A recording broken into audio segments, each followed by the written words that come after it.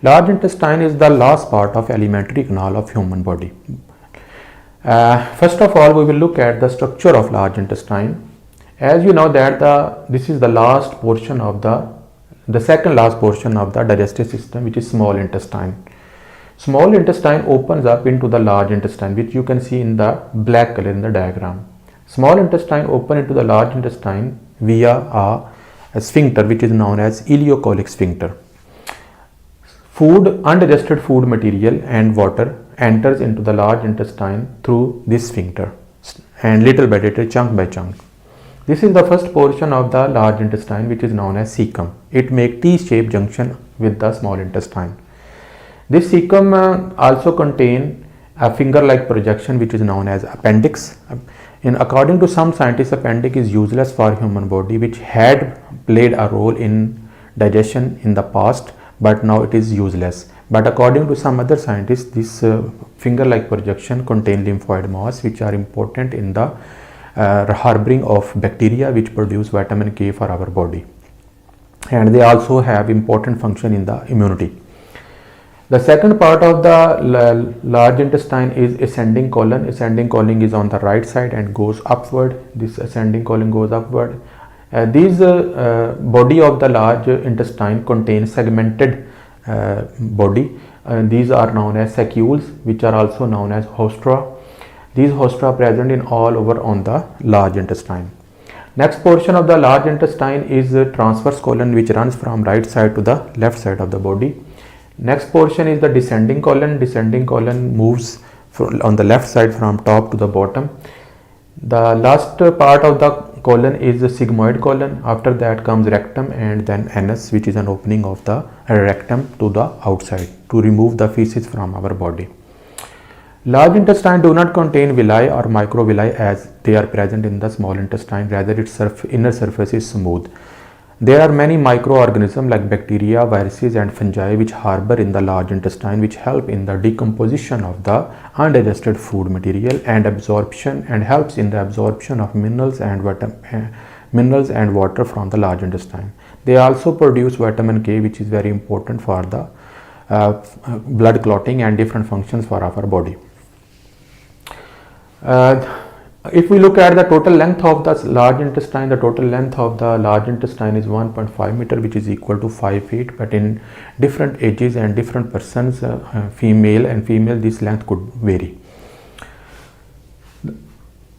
When the undigested food material enters from small intestine into large intestine, there is no digestion takes place in the large intestine. Rather, only water and minerals are absorbed in the large intestine. After the absorption of minerals and water in the large intestine, undigested material food is converted into feces. Feces or fecal matter is all the material which is left after the digestion and absorption of the food.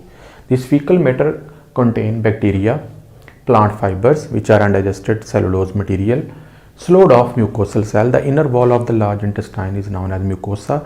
Their cell break up due to the effect of the enzymes on the mucous layer, and also contain mucus, some amount of cholesterol, bile pigments and water.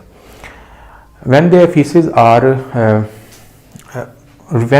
reach at the last portion of the colon, which is known as rectum, after temporarily storing in the rectum, feces are removed from the body from the anus, which is an opening towards the outside.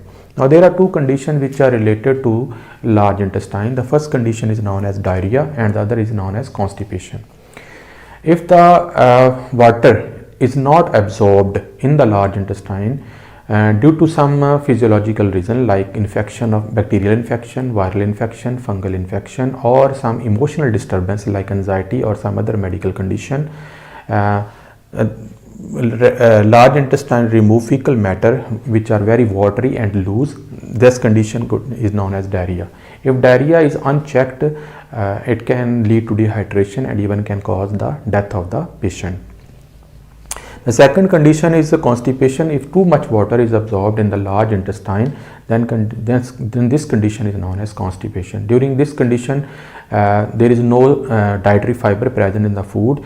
and the food contains as such substances which adhere with the surface of the large intestine, and it makes it difficult to eliminate those feces, and water is absorbed from the too much water is absorbed from the fecal matter, and this makes the feces very hard and they are very difficult to expel. This condition is constipation, which can be moderate to severe.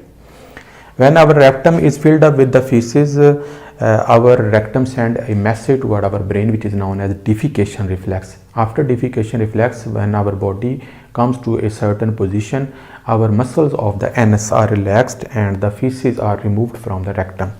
Our anus contains two types of sphincter muscles. One is internal anal sphincter muscle, which are on inner side of the body, and external anal sphincter muscle, which are outside of the internal muscle. These two muscles are contracted all the time so that the fecal matter cannot be comes out of the anus, but during a certain position, during diving reflex, these muscles are relaxed and the rectum empties its feces into the out of the body, and feces are removed from the body with the help of sphincter muscle present at the third point of the anus.